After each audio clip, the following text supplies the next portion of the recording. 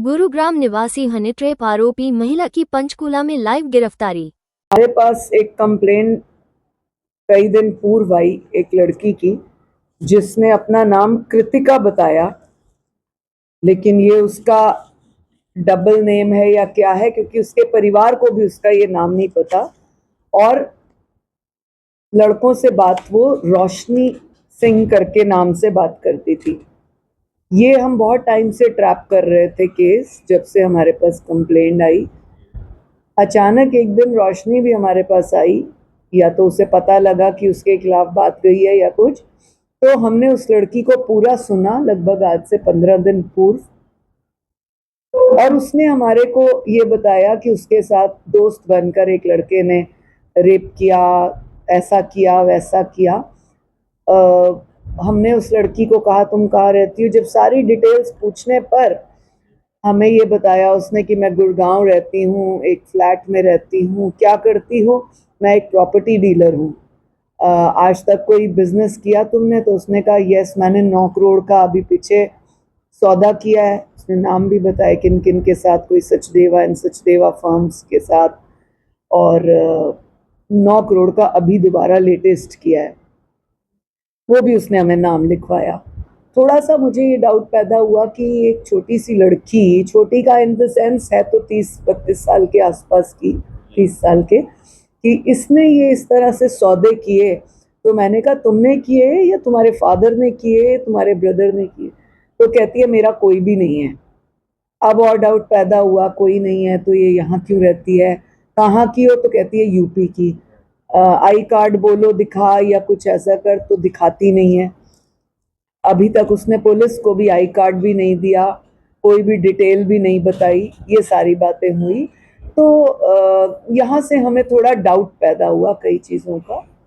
हमने जो उसने नंबर ऑपोजिट पार्टी के दिए थे, हमने वो चेक किए और ऑपोजिट पार्टी को बुलाया, तो उन्होंने भी हमें बताया कि इसने कई जगह इस तरह से कंप्लेंट्स देती रहती है। हमारे को भी इस तरह से उन्होंने मैसेज किए, ये वो। तो उन्होंने हमें ये पूरा पुलिंदा दिया इस लड़की का। पेन ड्राइव में कुछ चीज़ें, मैसेजेस, और ये सारे मैसेजेस व्हाट्सएप पे बातें। और लेटेस्ट जो है बुधवार का, पिछले बुधवार का कोई मैसेज है जो इन वो मैसेज करती गई। अभी इन्होंने उसका स्क्रीनशॉट कुछ नहीं लिया था, वो डिलीट कर देती थी। तो हमने पुलिस को आदेश दिए हैं, हमने उस लड़की के फ़ोन जब्त कर लिए। अब इन पूरे मैसेजेस में ये पता लगता है कि ये कोई 376 जैसी बात नहीं दिखती, क्योंकि सारी बातों में वो एक्सेप्ट कर ली है। मैं आज यहाँ हूँ, आ जाओ, चलो यहाँ चलते हैं, वहाँ चलते हैं, फलां होटल है। 30 मिनट 52 सेकंड बात है, मतलब घंटा घंटा बात है। और फिर वहाँ चलेंगे, वहाँ ड्रिंक डाइन ये सब फ्री है। विस्की शिस्की भी बहुत बढ़िया मिलती है।